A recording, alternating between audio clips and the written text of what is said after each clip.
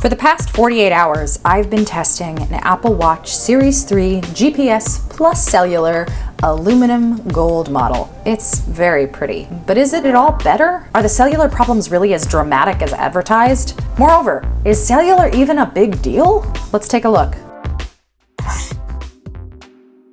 Here's the thing. I am already bullish on Apple Watch because it is quite literally the only smartwatch out there that fits my wrists.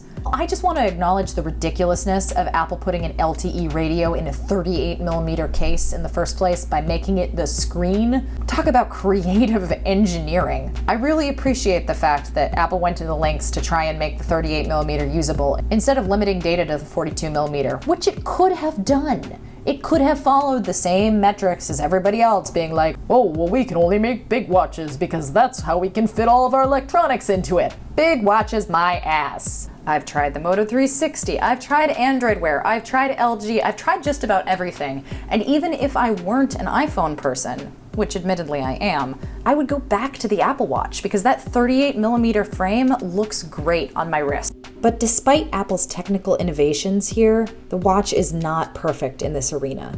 For what it's worth, I haven't had any connection issues during my testing with the Apple Watch.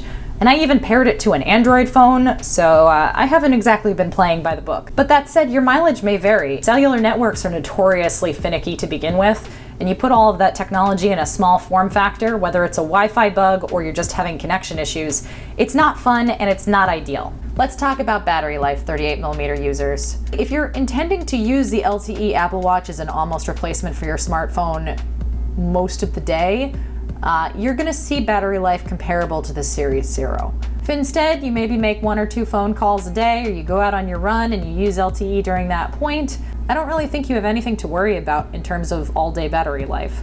It's not great. I'm not gonna give them a claim for battery life, but I am gonna give them a claim for sticking with this format and making it work the same if it can't work better.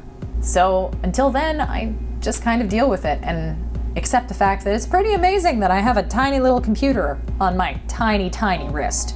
The Series 3 is FAST fast. It's hard to tell in these video side-by-sides, but I definitely notice a difference flicking through Apple Watch faces, scrolling, opening apps. They've just tried to make it more efficient, which is kind of important if you're gonna add in an LTE radio. The software is watchOS 4. I've reviewed it already, I love it. I think it is a fantastic addition for older watches, and it makes my Series 2 fly. So believe me when I say that the Series 3 being that much snappier, it's half watchOS 4, but it's also that processor. When I compared it to my Series 2 Apple Watch on watchOS 4, they mostly kept pace up until a point where I pitted the Series 3 cellular versus the Series 2 iPhone connection. Something that I've always had trouble with in Series 2 is getting directions to load in a timely manner. In Series 3, it still takes a little bit, but I managed to get directions, and quite frankly, sorry Series 2, you're not useful to me if you can't do that. The Siri face is less than stellar. Up until this afternoon, it thought I was in California, not New York. It just doesn't have the information that I care about right now.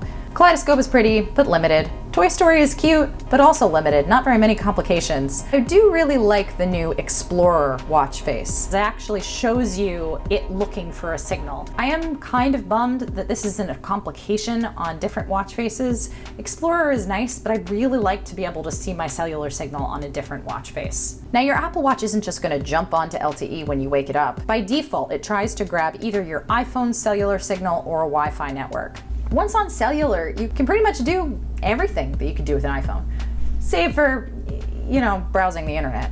There is a Tweetbot and Twitter application, but it's kind of terrible. I had a lot of fun taking my Apple Watch out on the streets of New York, skating around, placing calls, until it was time to go home. And that's when I kind of ran into limitations. After I skated for a while, I decided to call a Lyft, but that only works by going into the app. I couldn't use Siri, which is of course what I want to do when I'm in the middle of a workout.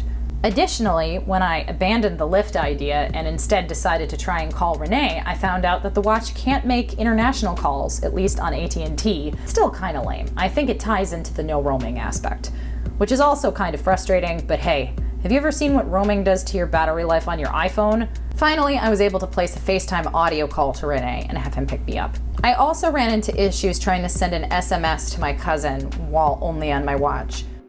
The Series 3 remains a great fitness device, whether or not you have cellular, in part thanks to its new altimeter feature. In plain English, an altimeter measures your elevation gain as you either climb up a mountain, or take the stairs to work, or in my case, running on a treadmill until you want to die.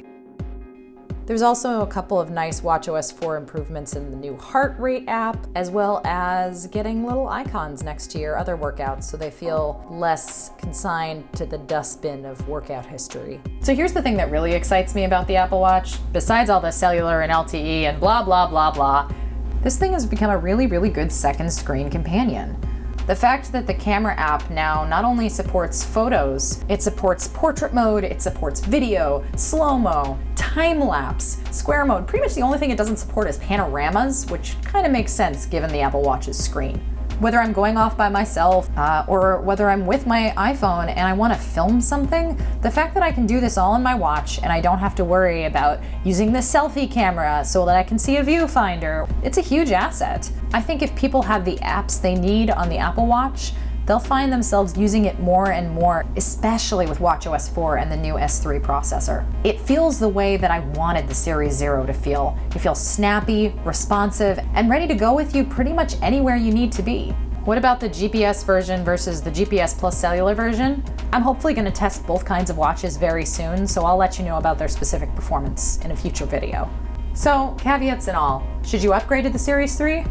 I'm going to. The benefits for LTE far outweigh the negatives. I don't think I'm going to use LTE every day, but the convenience of knowing that it's there on my wrist and mostly reliable cinches it for me, honestly. If you're coming from a Series 0 or a Series 1, the build quality improvements, whether it's aluminum or steel or ceramic, are absolutely worth upgrading, whether you go for a GPS only or an LTE. Should you get the LTE model? I think it depends on what you want. If you know that you're an early adopter and you want to play with this technology, or if you are sure that you're going to have use for LTE now and again, it's a nice feature to have. And if you're not, there's always the GPS-only version or waiting until next year.